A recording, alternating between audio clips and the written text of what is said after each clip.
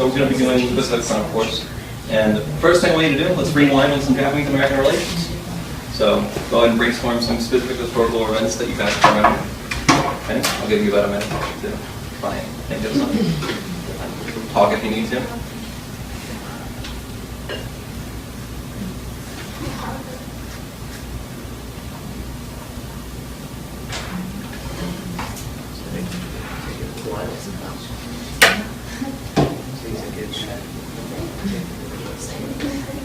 Okay. 52. Not 52.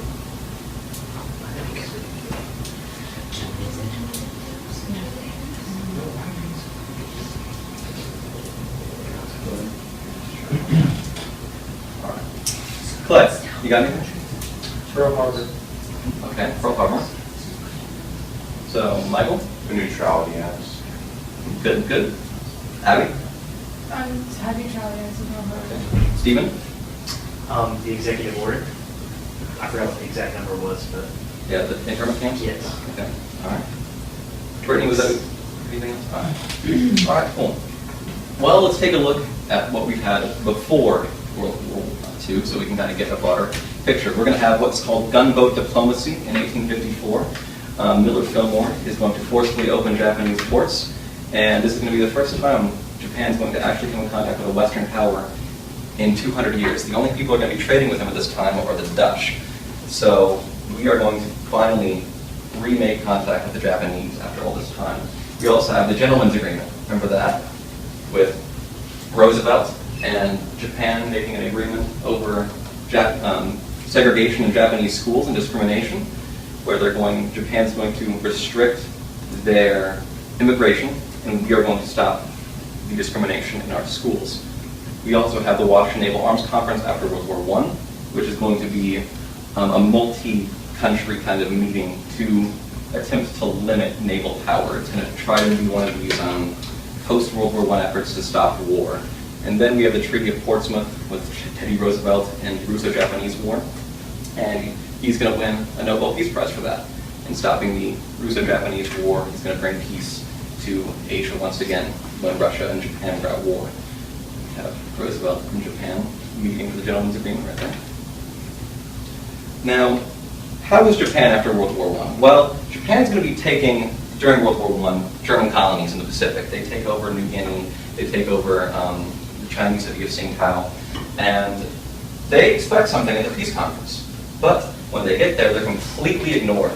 And Japan is going to be extremely disrespected by this, and they're going to cut themselves off again. So after this, the Great Depression hits in 1929. But through Keynesian economics and deficit spending, which is what Roosevelt's going to do later in the war, they are going to actually be able to weather the Depression. And by the mid-1930s, Japan is out of the Great Depression. Isn't that something? There is the Prime Minister at the time of the Great Depression. He's going to be the man behind all this deficit spending, Keynesian economics.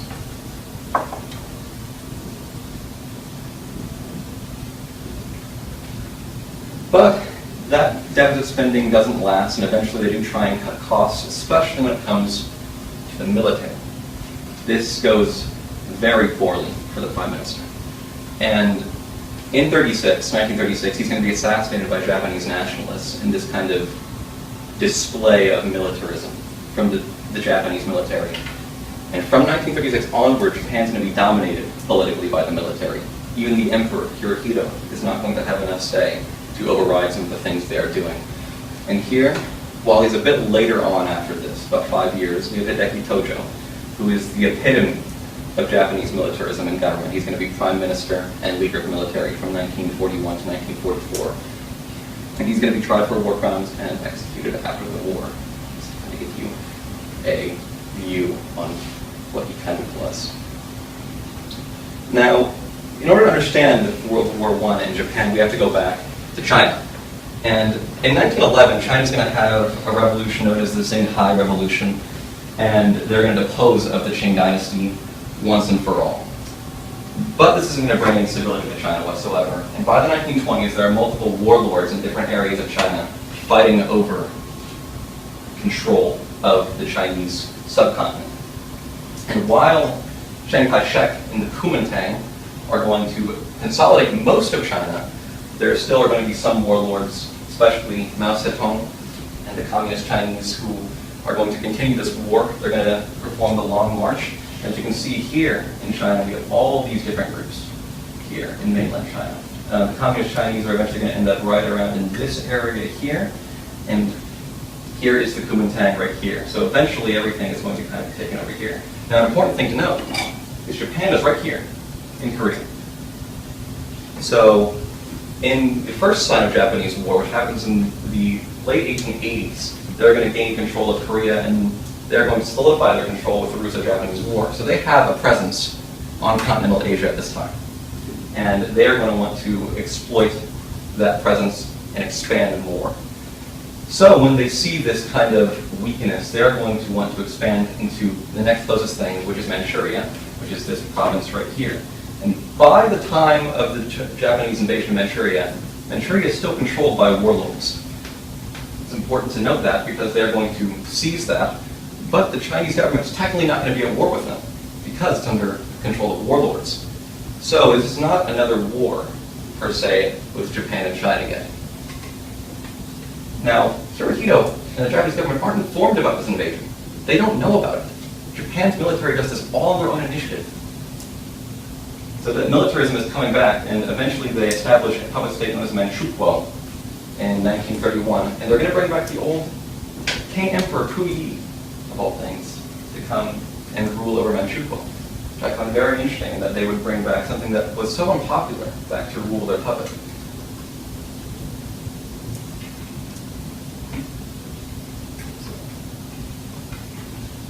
What should have happened to stop this? Let me ask you that. From what we've learned, should this have happened? International. Think about it. Think about Versailles, the Paris Peace Conference, the 14 points, maybe that 14th one of the 14 points. Any guesses? League of Nations? Does that ring a bell? The League of Nations is going. They're strong. They're trying their hardest to do what they're meant to do and stop conflict. So where are they? Why is this happening? Well, they do a symbol in reaction to Manchuria, and Japan is going to be called in front of the League, and they're going to state the violations Japan's committed, and Japan's going to go up to the stand, say what the League has presented is unacceptable, and they're going to walk out. They're just going to walk out. That's all they do.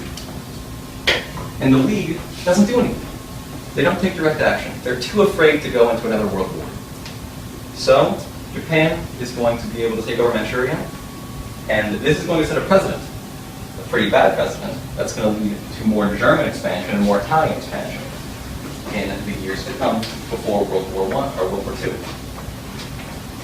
So seeing this weakness in China, in the League of Nations, they're going to want to escalate the conflict in China. That's what happened. And in 1937, they're going to spark a border conflict on the Marco Polo Bridge on the Sino-Japanese border, and the second Sino-Japanese War is going to start. And Japan's going to think this to be a very similar war to the first Sino-Japanese War, where it's going to be very quick, and the first Sino-Japanese War was fought within a few months, and China sued for peace. So they think it's going to be very similar. But the Chinese are going to stiffly resist once they hit central China after they push through Beijing and such. And this is going to culminate in some of the worst atrocities in world history. After the siege of Shanghai, which lasts 3 months, much longer than the Japanese probably thought the war would last, the Japanese troops are extremely angry. They are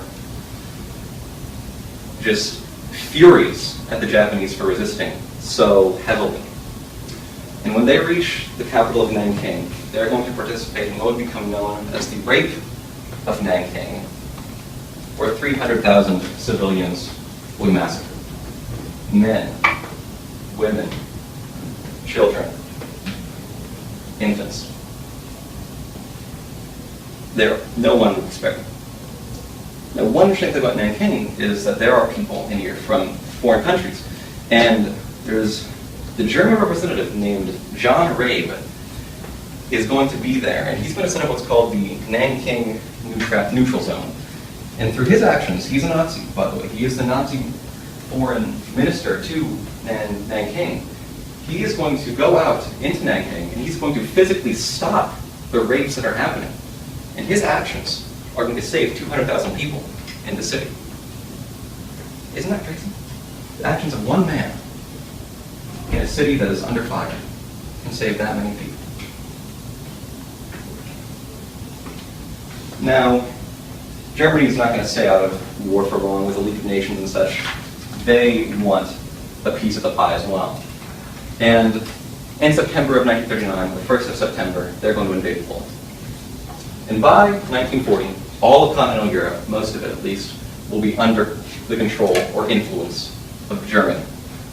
And that same year, Japan, Germany, and Italy are going to sign what's called the Tripartite Pact. It's a military defensive alliance that's mainly aimed at the United States.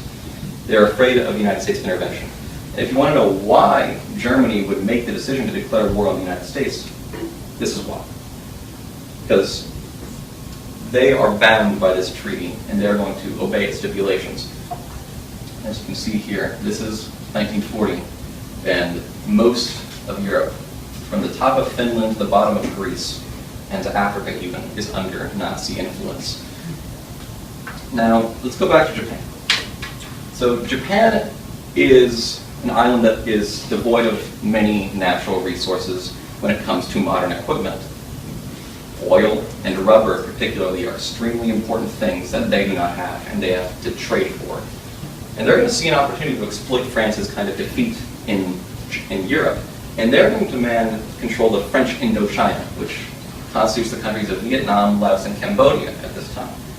So France isn't too hot on this. They're not going to respond, and when they don't respond, the Japanese simply invade. Now, it goes pretty successful for them. They don't meet much resistance, and they take over Indochina. But unintended consequences happening, with the United States seeing this as an unlawful and hostile invasion, are finally going to lay down the law after all this neutrality acts and such, and they are going to completely blanket embargo all Japanese goods and exports to Japan. And this effectively cuts off Japan's connection to oil and rubber. Now they have nothing. Their military will stall without these resources. So they develop a plan called the Southern Strike Plan, where they're going to attack British-controlled Malaysia and the Dutch-controlled East Indies, which are very rich in oil and rubber. And in order for this to happen, what they do is they actually make a non-aggression pact with the Soviets in 1941 while the Germans are invading the Soviet Union. Isn't that something? Another funny thing about that is in 1939, the Soviets and the Japanese are going to be clashing on each other's border. They're going to be fighting. And during 1939, Japan is going to be appalled by the German Molotov-Ribbentrop Pact, which is the Soviet-German non-aggression pact. So they're kind of getting back at the Germans with this, saying, we're not going to help you because you didn't help us during our invasion. So they say, we're going to completely ignore the North and we're going to focus on the South. And here we have Stalin and the Japanese diplomats signing this non-aggression pact. And here is this southern resource area. Now I want you to take a look at this map and tell me the problems that would be faced if Japan invaded these areas here. There's one thing in particular. There are two things in total that I can see from this. Think imperialism.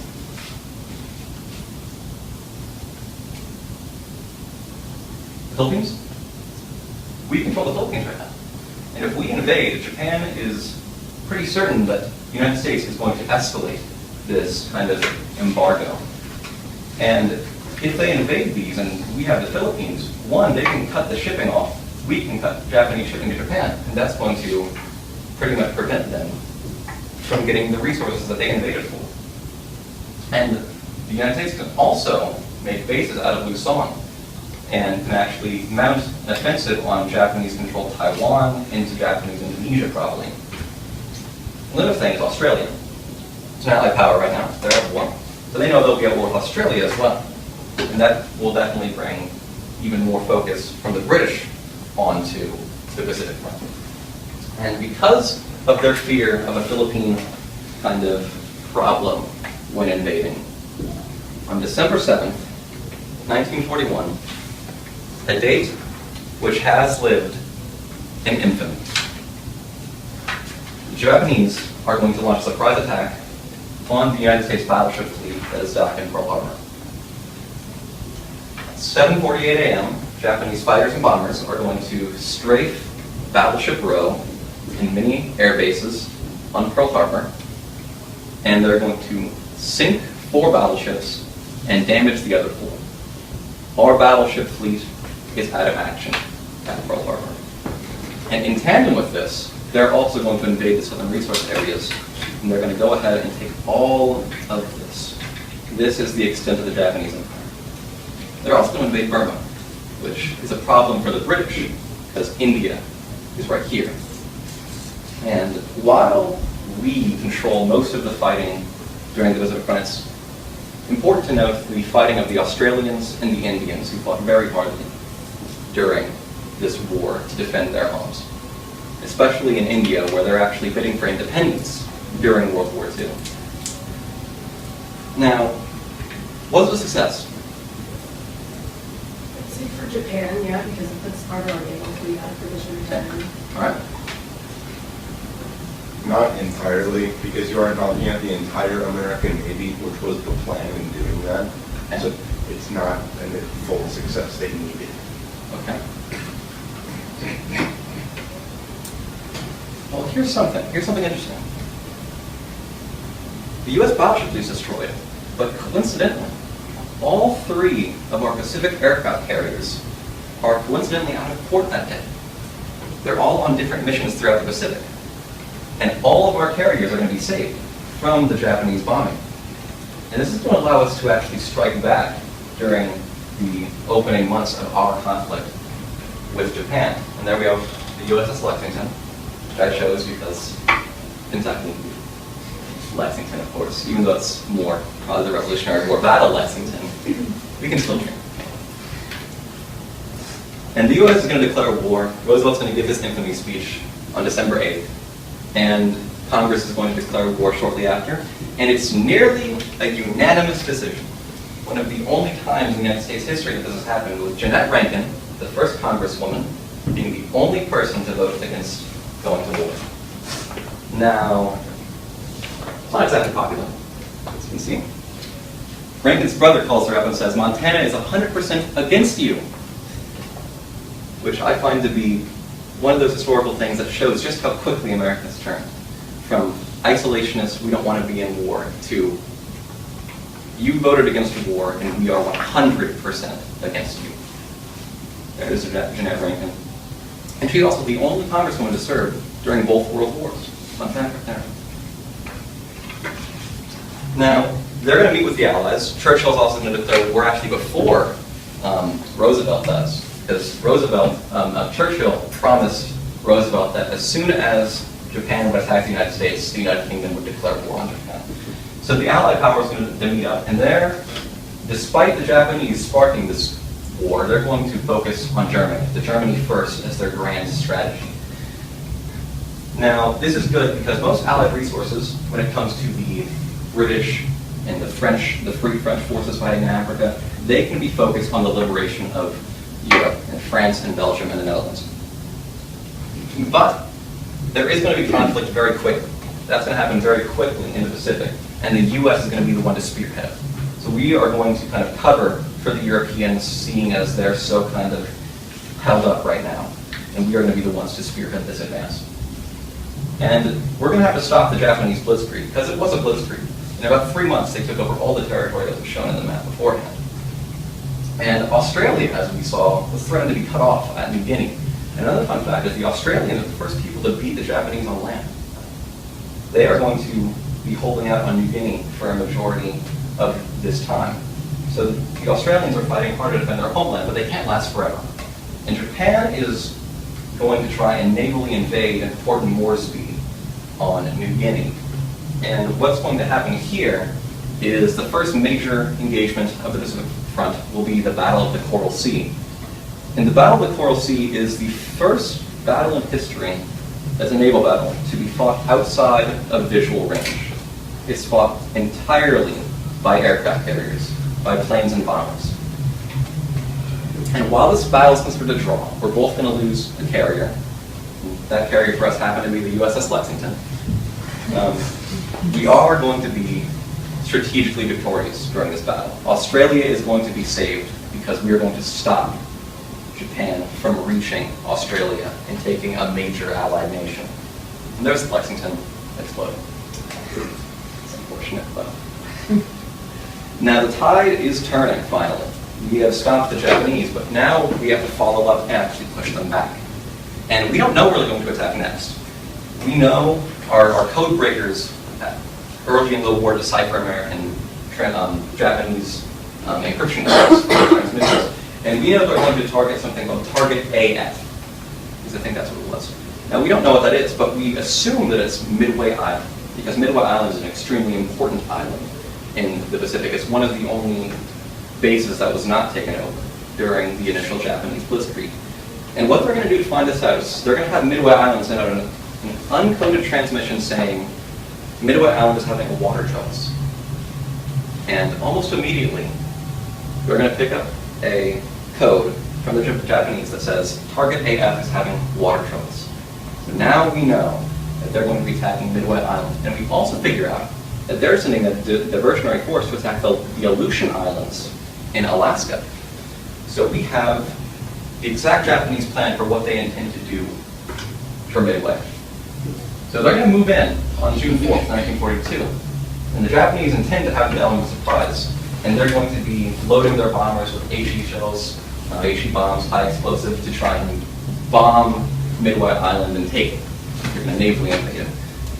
But while they're doing that, they actually catch word of the American fleet. And the Japanese admiral is reluctant to let it go unnoticed. He could invade Midway Island, but he starts to re-equip his bombers again for armor-piercing shells to fight the fleet. Now this is going to have disastrous consequences because the U.S. is going to catch the Japanese Navy while they're rearming. The Japanese Navy is unable to do anything for the first few parts of this battle, and it's going to result in all 4 of their aircraft carriers deployed to Midway being sunk. And this is extremely important because it's going to represent a huge change in warfare. We're going to be driving back the Japanese. Carriers are going to now overtake the battleship. And aircraft is going to be the decisive factor in World War II. And if there's one thing to take away from World War II, it's aircraft. If you understand aircraft, you can understand World War II. How much it develops during and after the war is extremely important to know. So if you ever want to focus on World War II, aircraft is a good way to do it. Another fun fact is that the aircraft actually isn't its own branch of the military at this point in time. Even though it plays a huge role, it's actually the USAAF, the United States Army Air Force. So the Air Force is going to be part of the Army at this time. There. And we're going to have a little brain break. Go ahead and take a break. Go ahead and discuss what your favorite kind of movie, TV show on this subject is. Yeah. Stand up, move. Yeah, move around. Come on.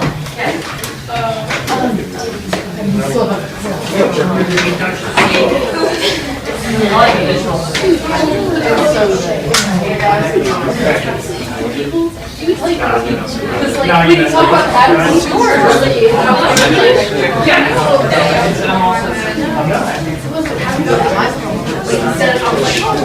I'm going to assume that's recording out. I don't know why. It's 3 hours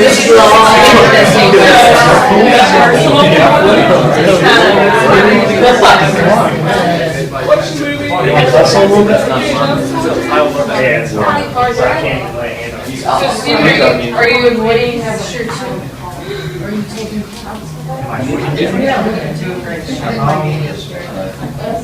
No, I will be happy to resign in one second. All right. Yeah, so I will not be able to do that. Another fun-filled year. All right. Yeah, you should put me in the Come back. You'll have to warn me. Come back. 15 more seconds. Go ahead. There you go. It's okay. I'm only 10 minutes. that. Close to fix the laws for next 15? year. It just fixes the I know, it's like, I'm just If saying. you got 15 more seconds, go ahead and Like, it's not a you get ready, person, it's also get a back. problem. So, if you want to know something interesting about the Battle of Midway, is the attack on the Aleutian Islands happens. And the Japanese are on U.S. soil during World War II. So if anyone tells you there was no attack on the U.S. soil during World War II, you can tell them they're wrong. And the important part about that is actually on the Aleutian Islands, a Japanese Zero fighter is going to crash, and it's going to be intact. And we are going to be able to repair it, dissect it, and go take it out for test flights. And we're going to be able to kind of figure out ways to defeat this mythical fighter, which the Japanese Zero was considered one of the best fighters, naval aircraft of the war. And because of kind of this discovery, we're able to develop better ways to defeat this aircraft. I always thought that was interesting how a chance crash on an island off the coast of Alaska can influence a war like that. Now, we have a lot of success here. After Midway, we're going to beat them on land at Guadalcanal. And that's going to be important because it shows that the Japanese have been fully stopped. We have completely stopped their advance on land and at sea. And now we want to stop them in the air completely by taking all their air bases in the Pacific, which are mainly stationed on islands. So we're going to begin a process called island hopping. Now, not everyone's going to agree with this. We have two major people, Chester Nimitz and Douglas MacArthur. Where have you guys heard of MacArthur before? Remember that? Stephen? I hear Dr. Zurkin saying bonus army. Yes, the bonus army. Remember the World War I veterans during the Depression? And how Douglas MacArthur is going to lead the military to break up the bonus army with tanks and all? MacArthur's quite a fellow, that's all I'm going to say. And Nimitz is going to favor the island hopping path. We're going to take the island chains in the Pacific, and eventually we're going to take over Taiwan, is the original goal. Whereas MacArthur wants to invade the Philippines right now. He wants to take over the Philippines because he was there during the Japanese invasion of the Philippines, and he famously proclaimed, "I will return." Gosh dang it, he's going to return, okay? So he wants to return, and he's going to meet with FDR, and FDR's going to be like, you know what, MacArthur, you are a beautiful speaker, but Nimitz, your strategy is really good. We're going to do both. So now we're doing two strategies at once. But this is also important.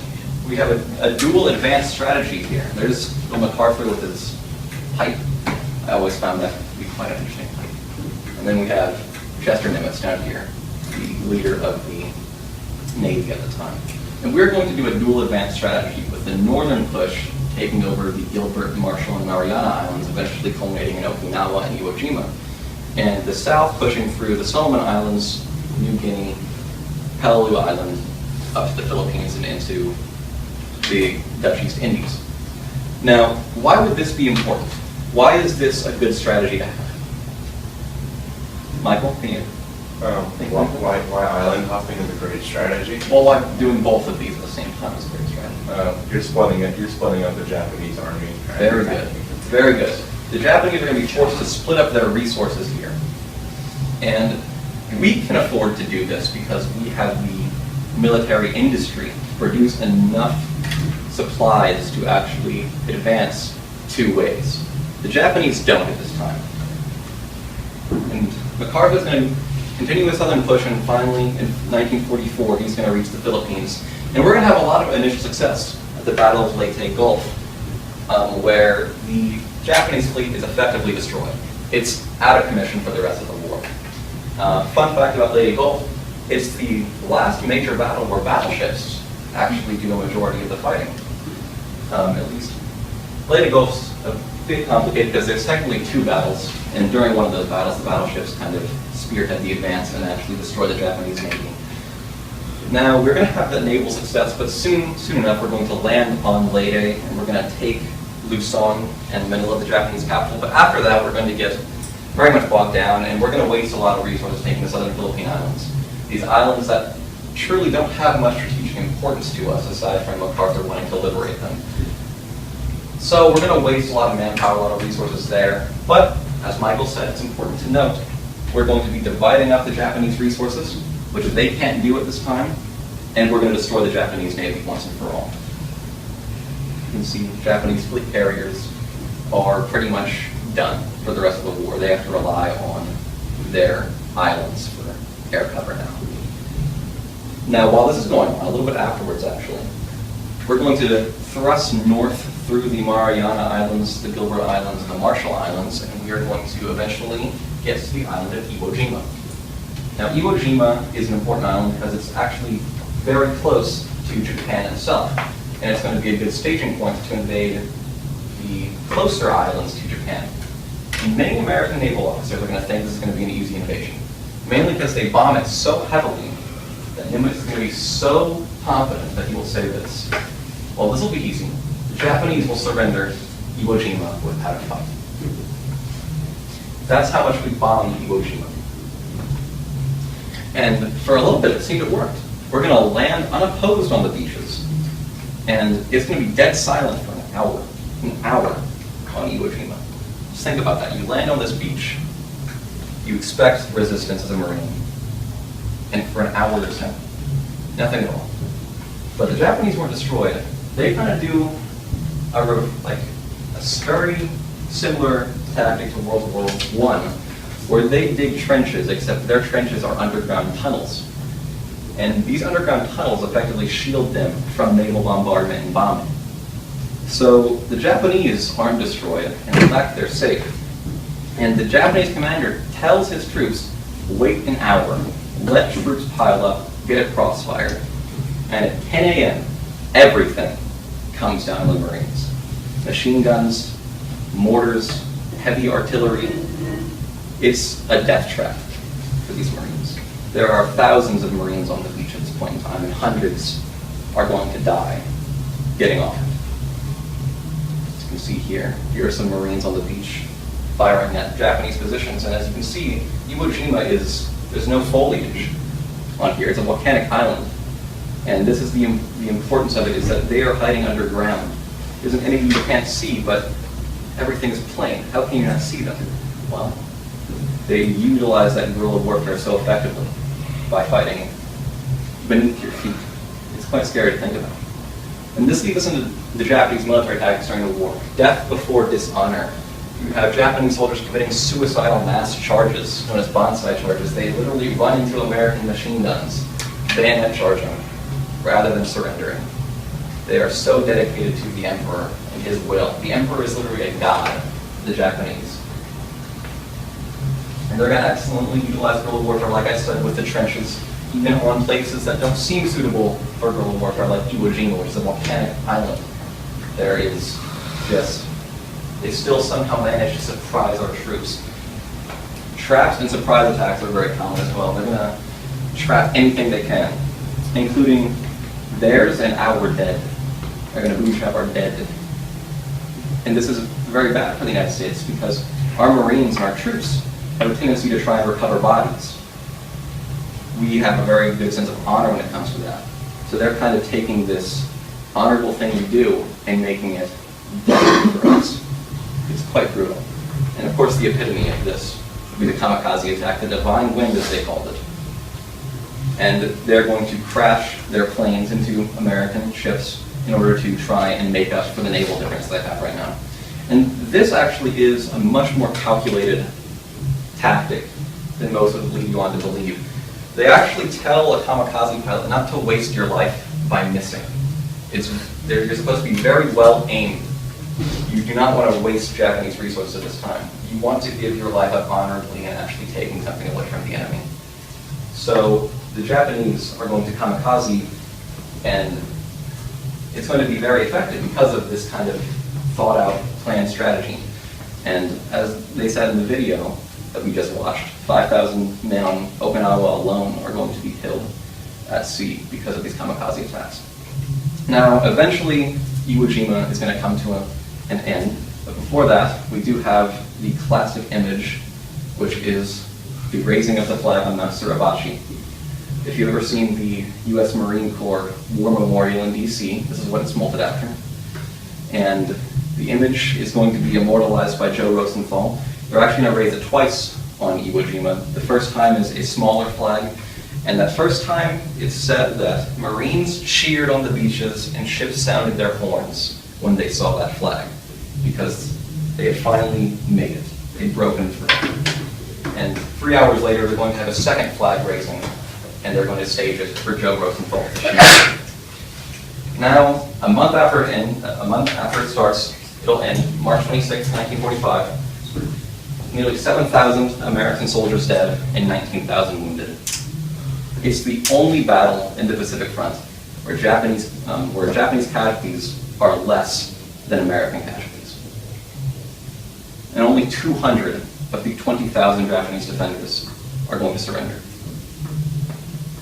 18,000 Japanese die on this island. And there it is, the flag of Mount Suribachi, the famous image by Joe Rosenthal. Now, all of this, what is it for? Well, Okinawa, the final stretch. Okinawa is extremely close to the Japanese mainland. It is the main point of interest for America because it is very close. B-29 bombers, they have been able to reach Japan at this time, but they have had to fly without a fighter escort, which means that we are taking a lot of casualties bombing Japan right now. Okinawa gives us the range to have our aircraft carriers carry our fighters to be able to screen for our bombers. So Okinawa is very important to us right now. And on April 1st of 1945, we're going to land. Very similarly, we're not going to meet much resistance. And after 3 weeks, the northern section of the island is going to fall with that same little resistance. But once the Marines and the Army reach the southern part of the island, the bloody business starts again. And we're going to reach what I would say is the pinnacle of Japanese resistance on this island, on the entire Pacific Front. And conditions were appalling on Okinawa. There were torrential rains that came through, the seasonal rains that happen in Asia, and it's going to make it a quagmire of mud and just disgusting kind of an amalgamation of dead and kind of, it's very much World War I-esque when you think about it. I mean, look at this battlefield. The foliage is ripped off the trees. You see there's mud here. It said that when American soldiers would go to dig foxholes, they would actually find dead bodies because of how much they were fighting. Now, Okinawa is finally going to end on June 22nd, 1945, 2 months after it started.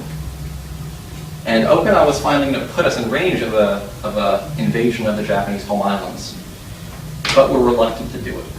The Philippines and Iwo Jima and Okinawa were too much for us. We don't want to go through that again. Put some perspective on this. 50,000 U.S. soldiers are wounded. 20,000 U.S. soldiers are going to die, 12,520 of those being from combat, the other 8,000 from disease and such, and the conditions. To put that in perspective, if you were to fill all these deaths in this room, every single one of them, 1 in 5 people, 1 in 5 person in each of these rows would be wounded. And 1 in 12 people in the classroom would be killed. And this is on an island that is 7 miles wide and 70 miles long. You can drive 70 miles in a day, can't you? You can drive 7 miles in maybe 10, 20 minutes. And this many people die.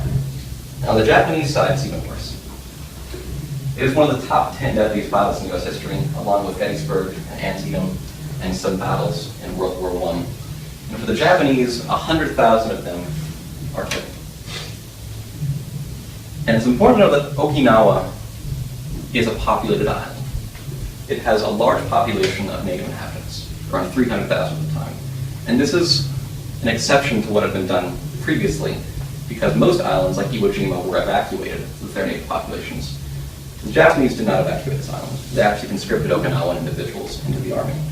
And this is going to result in an estimated 40 to 150,000 Okinawan citizens being killed. High estimates put it at half of Okinawa's population at the time. Many of them are going to commit mass suicide via Japanese orders.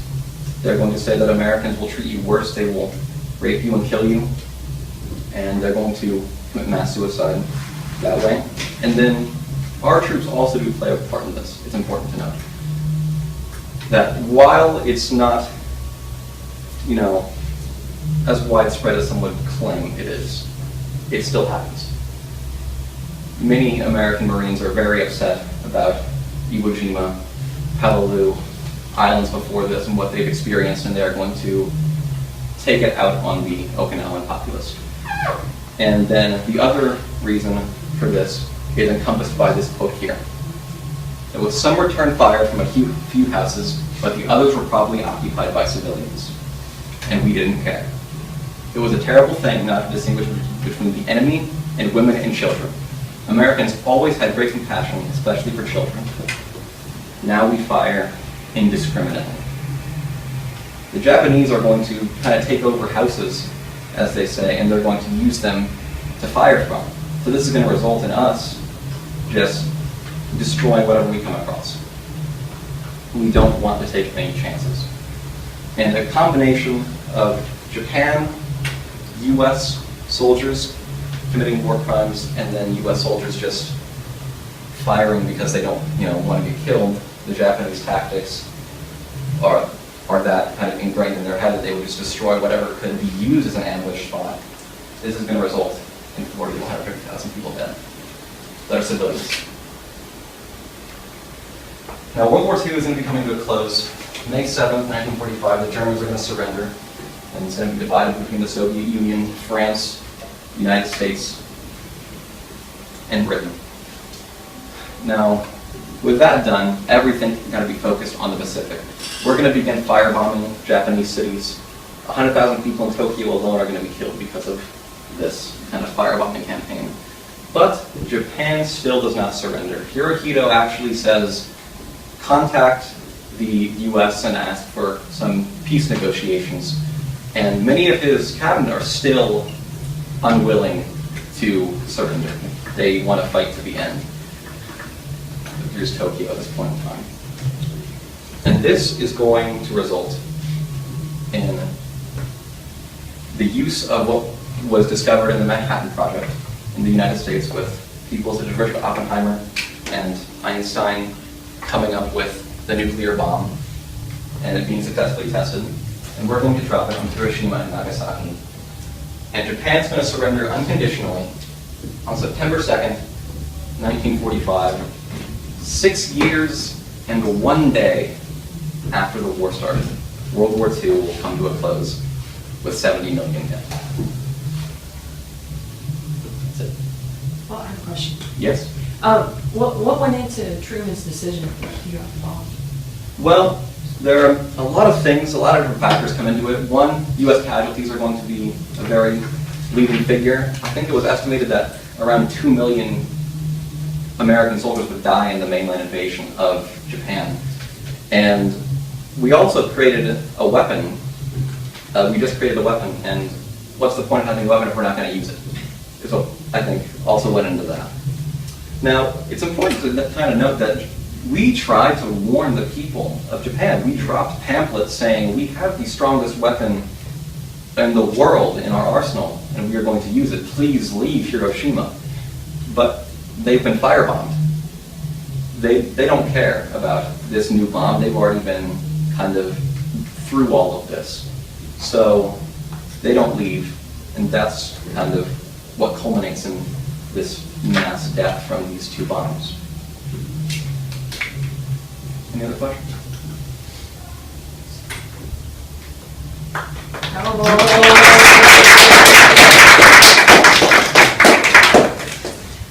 So impressive, JC. So impressive. Yeah, You don't know, hey Jason, if you can walk with Miss Bentley for a moment, and Michael, if you can you get a favor? Yeah, I got it.